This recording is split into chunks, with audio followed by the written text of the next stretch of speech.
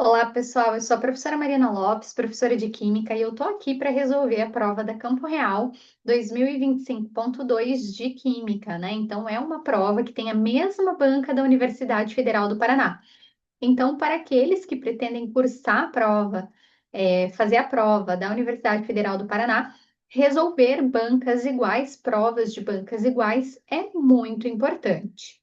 Então, a gente vai começar com essa primeira questão, que fala o seguinte, né? Segundo a teoria de Bronsted-Lowry, ácidos são espécies químicas capazes de doar prótons, enquanto bases são aquelas que aceitam prótons. Já os conceitos de ácido e base de Lewis são definidos a partir da capacidade de uma substância aceitar ou doar par de elétrons. Um ácido de Lewis é uma espécie que aceita um par de elétrons no orbital p vazio. Deixa eu colocar aqui, essa informação é importante para a gente. Uma base de Lewis é aquela que doa um par de elétron não ligante. Considerando as informações, qual das alternativas a seguir apresenta corretamente um par de substâncias que pode ser classificado exclusiva e respectivamente como ácido e base de Lewis, né? Então não é uma questão normalmente característica, né, do que a gente espera pela banca UFPR. Vale ressaltar que a prova da Campo Real, em 2024 e anos anteriores, ela sempre foi mais desafiadora, mais difícil que a UFPR, né? E nesse ano trouxe questões um pouco mais tranquilas, mas com perfil um pouquinho diferente, né? Trouxe para gente aí as teorias de acidez e basicidade, tanto de Bronsted-Lowry quanto Lewis, mas cobrou acidez e basicidade de Lewis. Inclusive aqui no canal eu tenho uma aula toda destinada para acidez e basicidade, não só de Bronsted-Lowry e Lewis, como também Arrhenius, e eu olho sob a perspectiva de quais substâncias dentro da química orgânica são consideradas ácidas, básicas ou neutras, né? Então, esse tipo de conhecimento permitiria a gente resolver essa questão. Então, na letra A, ele traz para a gente o ácido clorídrico. O ácido clorídrico, né? Ele é considerado um ácido, tá? Por Arrhenius, porque do H+ em meio aquoso. É considerado um ácido de Bronsted-Lowry, porque ele doa o íon H+, e ele é considerado também um ácido de Lewis, porque, por exemplo, se ele reagisse com amônia, né, a amônia doaria par eletrônico e pegaria o íon H+, tá? Então, o ácido clorídrico poderia ser considerado um ácido de Lewis. Mas o etanol, gente, o etanol na química orgânica, ele é um álcool, e o álcool tem caráter neutro, tá? Tem caráter mais neutro. Então, se a gente fosse pensar única e exclusiva, respectivamente, como ácido e base de Lewis, esse exclusiva é que trouxe para a gente até poderia pensar, tá? Como é um ácido forte, como a gente tem par de elétron não ligante no oxigênio, que poderia protonar, ou seja, esse H+ vira aqui para esse oxigênio. Só que como o ácido clorídrico pode ser um ácido de Arrhenius e pode ser um ácido de Bronsted-Lowry, então por isso que a gente acaba excluindo a letra A, tá? A letra B traz para gente o trifluoreto de boro, né? Então, o trifluoreto de boro é o BF3.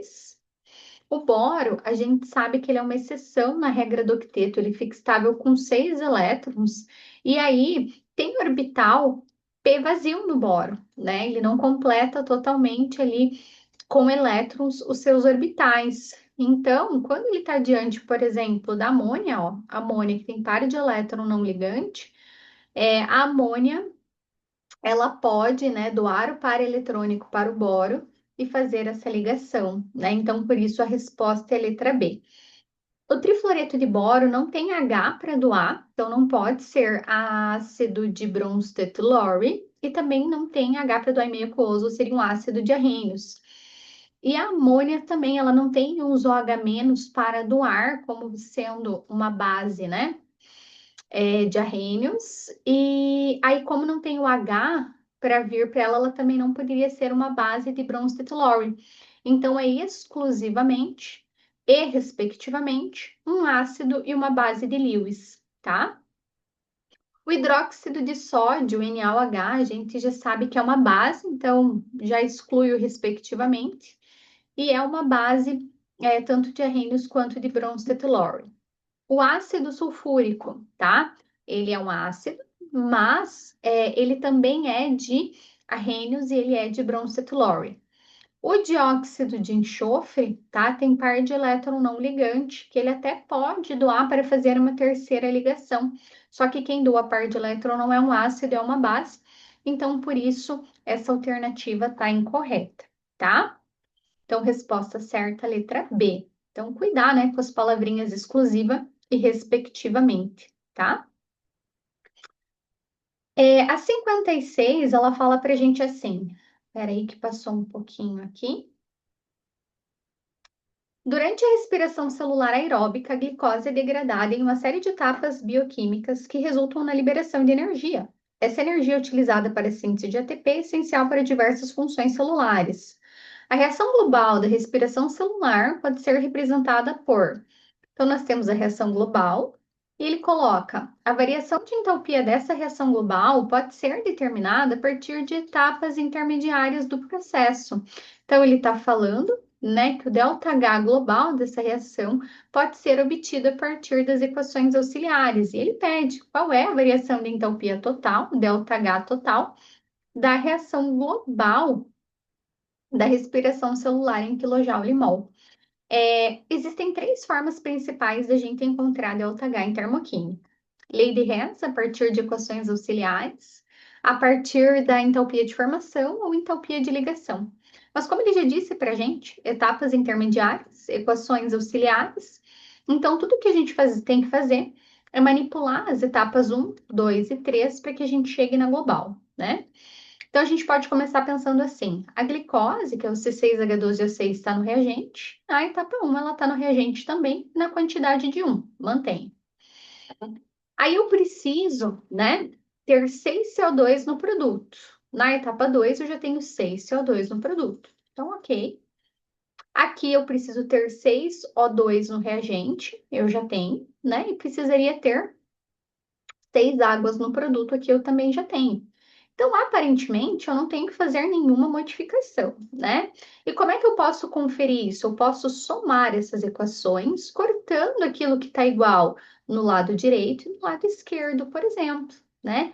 Então, a gente conta o H aqui, ó, são 24 direito no 24 esquerdo, 24 elétrons na direita com 24 elétrons na esquerda. Então, a gente acaba ficando realmente com a equação global ali da glicose, né? Então, se tudo que eu tive que fazer é só somar as equações, então vamos somar os delta H's. Lembrando que os sinais são negativos, né? Então, o valor da global vai ser negativo, eu vou somar valores negativos.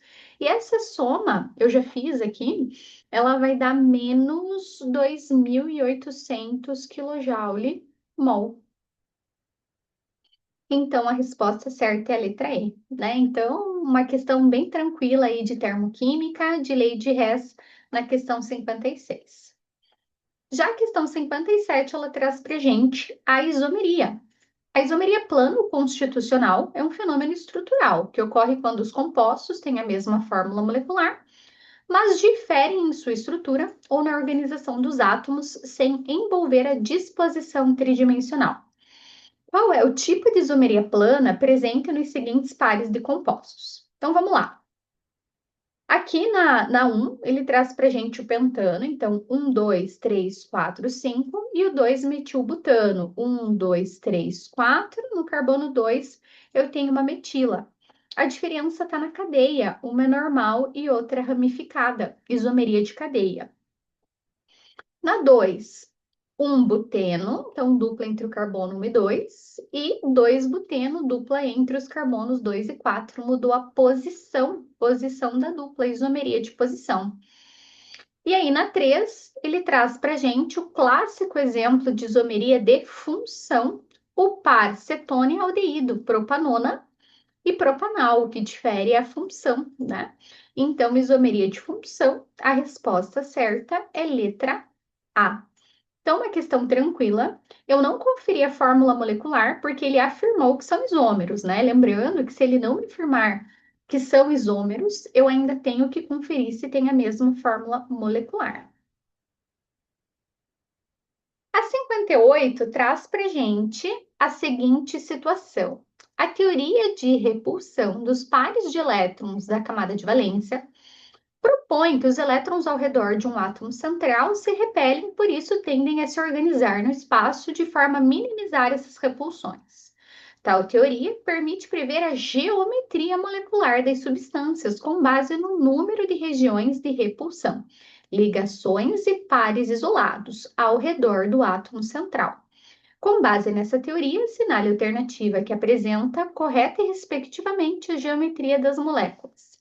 Então vamos começar com o disulfeto de carbono ali, né? Dois enxofres. Então, eu tenho três átomos, né? Carbono é o átomo central, por ser o menos eletronegativo. Já faço duas ligações com cada enxofre. É legal saber a estrutura de Lewis para montar a geometria antes, né? Então, primeiro, se você tem dificuldade com estrutura de Lewis, é bom revisar. A gente conta os elétrons da camada de valência, porque só eles participam da ligação, né? Então, aqui eu coloquei três átomos e vale ressaltar, ó, que como o carbono só tem quatro elétrons na camada de valência, são três átomos sem elétron no átomo central, sem elétron não ligante no átomo central. Quando isso acontece, né, a maior repulsão existente ali a maior repulsão, né, entre os átomos permite um ângulo de 180, né? E esse ângulo de 180 traz para gente uma geometria linear, toda vez que eu tiver três átomos sem elétrons não ligantes no átomo central. Então, esse primeiro aqui é linear, né? A gente já poderia eliminar C e E.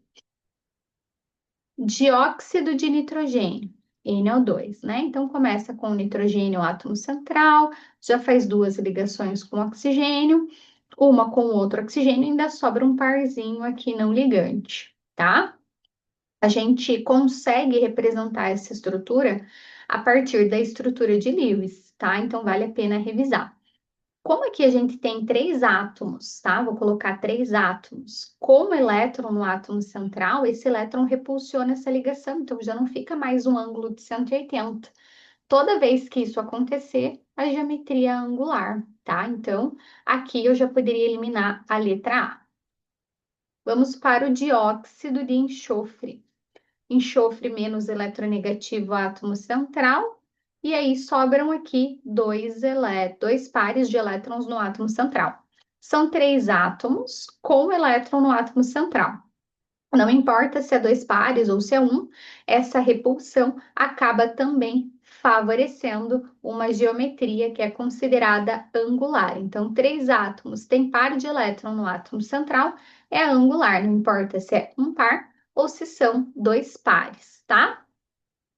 CO2. Aí o carbono, átomo central, já faço as quatro ligações, os quatro elétrons do carbono estão aqui, e não tem elétron no átomo central. Três átomos sem elétron no átomo central. Então, aqui, o maior ângulo de separação é 180 e a geometria é linear. Então, a resposta certa aqui é a letra B, tá? Geometrias principais que eu indico sempre a gente revisar é geometria linear, angular, triangular ou trigonal planar, piramidal, tá? É importante a gente saber também, e octaédrica. Essas são as principais, tá? Então, o carbono, por exemplo, de simples faz a tetraédrica, também ela é bem importante. O carbono de dupla faz trigonal e o carbono de tripla linear. Sempre importante levar essas geometrias para o vestibular, tá? Questão 59. Em um experimento, um pesquisador precisa separar duas amostras líquidas, etanol e éter etílico. Nesse caso, a técnica mais adequada será a destilação, já que os compostos são líquidos a temperatura ambiente e apresentam pontos de ebulição diferentes. O etanol 78 a 1 atm, enquanto o éter etílico 35 a 1 atm. Geralmente a gente usa destilação simples, quando a diferença do ponto de ebulição é de 20 a 30 graus Celsius. Se for menor, a gente tem que usar destilação fracionada, né? Uma curiosidade. Qual é a principal propriedade físico-química responsável pela diferença no ponto de ebulição dos compostos que serão destilados? Então, a gente vai pensar no etanol e a gente vai pensar no éter etílico, né? Éter etílico é o etox-etano, tá? Ou éter dietílico. Ele colocou até a fórmula molecular ali pra gente. Ponto de ebulição é uma consequência de forças intermoleculares, né? Quanto maior for a força intermolecular, maior vai ser o ponto de ebulição. Quanto maior for a polaridade de uma molécula, ó, quanto maior for a polaridade de uma molécula, maior é a força de atração, maior é ponto de ebulição, inclusive ponto de fusão, tensão superficial e viscosidade. Quando a gente olha para duas moléculas de etanol, a atração que a gente tem aqui é intensa porque é por ligação de hidrogênio. Quando a gente olha aqui para o éter, ó, a gente tem uma molécula polar, mas que não faz ligação de hidrogênio, então é dipolo-dipolo, é uma atração um pouquinho mais fraca. Então, como a atração é mais forte no etanol, por isso ele vai ter o maior ponto de ebulição. Então, resposta certa, letra D.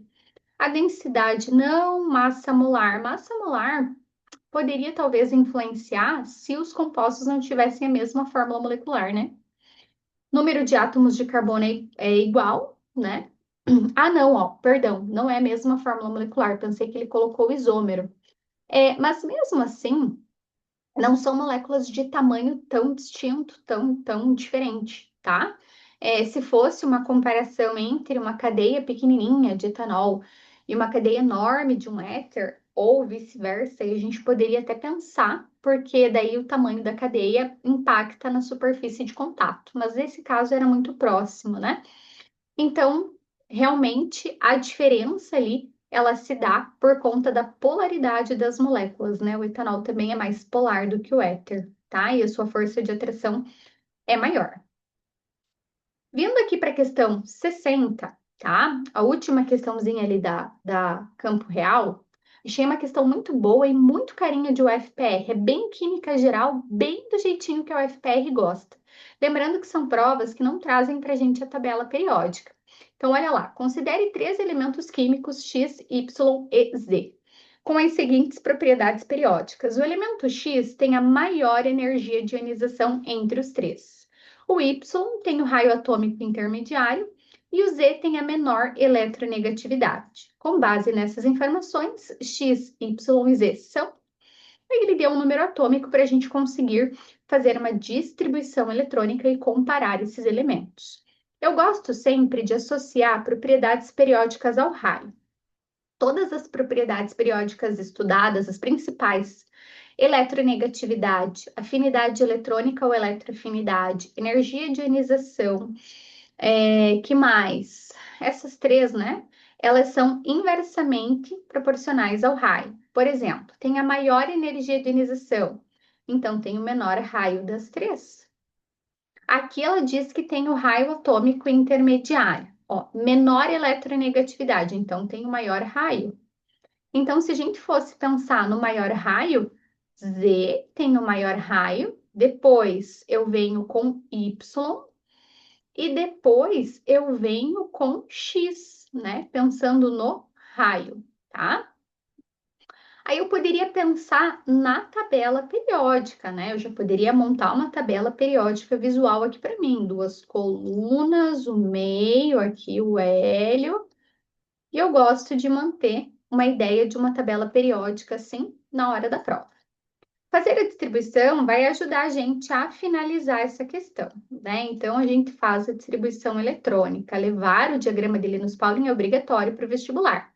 Então, enxofre 1s2, 2s2, 2p6, 3s2, 3p4. 16 tem três camadas de valência, tá no terceiro período, tá? É representativo porque termina em P, 6 elétrons na camada de valência, tá na 6A. Silício, 1s2, 2s2, 2p6, 3s2, 3p5. Não, 3p2, né? Não termina em 15, termina em 14.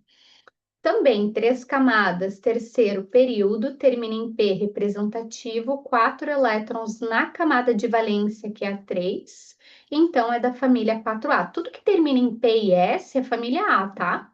Terminou em D e F, tá no meio da tabela, tá? É de transição. O sódio, 11, então 1s2, 2s2, 2p6, 3s1, camada de valência 3, também está no terceiro período, termina em S, um elétron na camada de valência está na 1A, né? Então, o sódio está mais ou menos aqui na 1A, tá? Eu fiz aqui pequeno, deixa eu fazer aqui maior, né? Quem que vem antes, né? Então, o silício vem antes porque está na 4A e aqui depois o enxofre, né? O raio, ele vai diminuindo da esquerda para a direita, então faz sentido, né? O Y tem o raio intermediário entre os três, né? O Y tem o raio intermediário. O que que ele quer? Os elementos X, Y e Z. Y tem o raio intermediário, então vai ser o silício. O silício vai estar ali no meio. Então, eu posso eliminar a A, a B e a E. Aí, quem é que tem o maior raio? É o Z. Então, o sódio tem o maior raio. Então, o sódio, ele vai ser o Z. Então, o sódio vai estar na ponta. Aqui, ó, silício, sódio. E aí, o enxofre, que vai ter ali o menor raio dos três, então ele vai ser o X. Então, X vai ser o enxofre, Y silício, e o Z vai ser o sódio. Resposta certa, letra C.